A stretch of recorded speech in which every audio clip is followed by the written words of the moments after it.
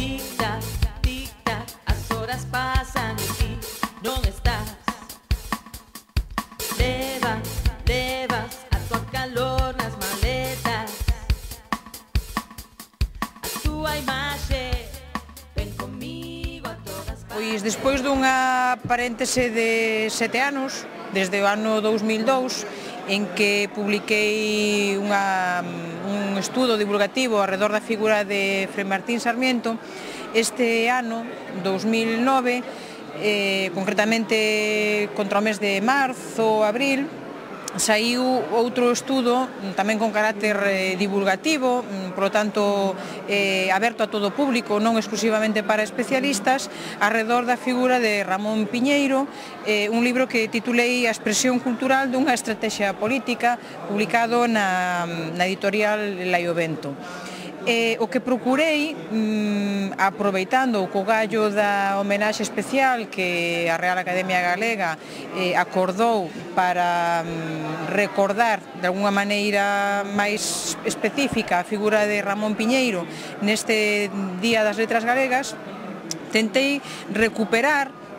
a acordanza persoal de Ramón Piñeiro a partir do que podemos chamar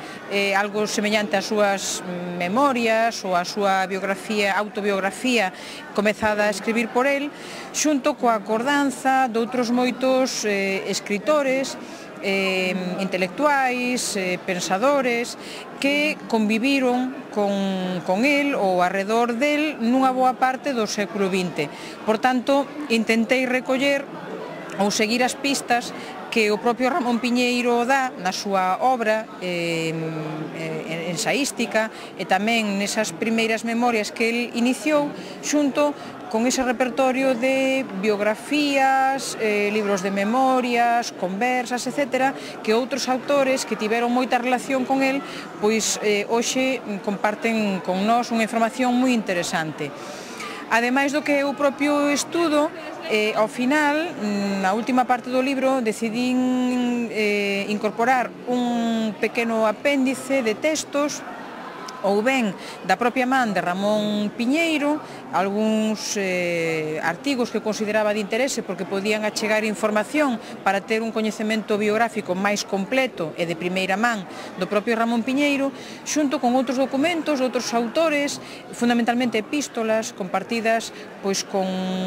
Rodolfo Prada, co propio Castelao, co que mantivo unha correspondencia epistolar moi importante que nos dá hoxe claves moi significativas para entender as relacións entre o galeguismo que permaneceu dentro da Galiza na posguerra e aquel que continuou o seu camiño e o seu compromiso político no exilio porque as condicións do propio país non permitía continuar aquí. Por tanto, achego un apéndice documental que me parecía que podían enriquecer o coñecemento e a aproximación, cando menos inicial, a esta figura completa, se cadra complexa, ou que pode ter moitas interpretacións. De feito, así se viu ao longo do ano, con múltiples publicacións que foron saindo á luz. Era unha pequena achega que eu quería facer.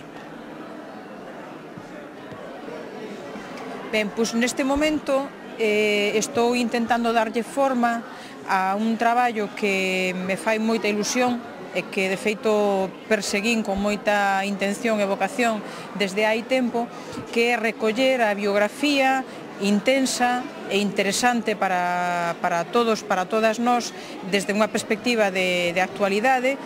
dunha escritora, poeta, mais non únicamente, pero fundamentalmente poeta, viguesa, que se chama María do Carme Krukenberg, unha poeta que segue aínda de plena actualidade,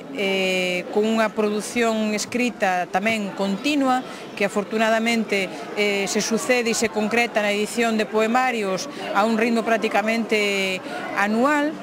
unha voz poética propia, moi intensa, e que tivo a fortuna ou a sorte de vivir dunha maneira moi intensa, desde un primeiro plano sempre, toda a crueza histórica e tamén a riqueza literaria múltiple non só da Galiza da posguerra até a actualidade, senón tamén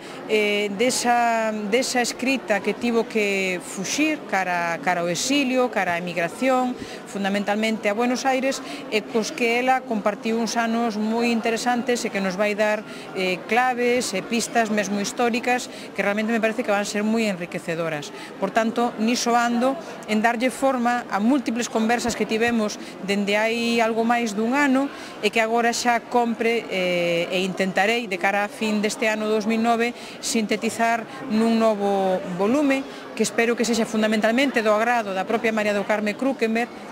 porque está poñendo moitísimo empeño nese recordatorio de lembranzas, de encontros, nesa revisión de documentos, de epístolas, etcétera, etcétera, e que penso que sería pois un traballo moi necesario de coñecer, como de tantas outras autoras e autores que aínda temos a fortuna de convivir con eles, non? Xa metidos pois nos 70, nos 80 ou nos 90 anos.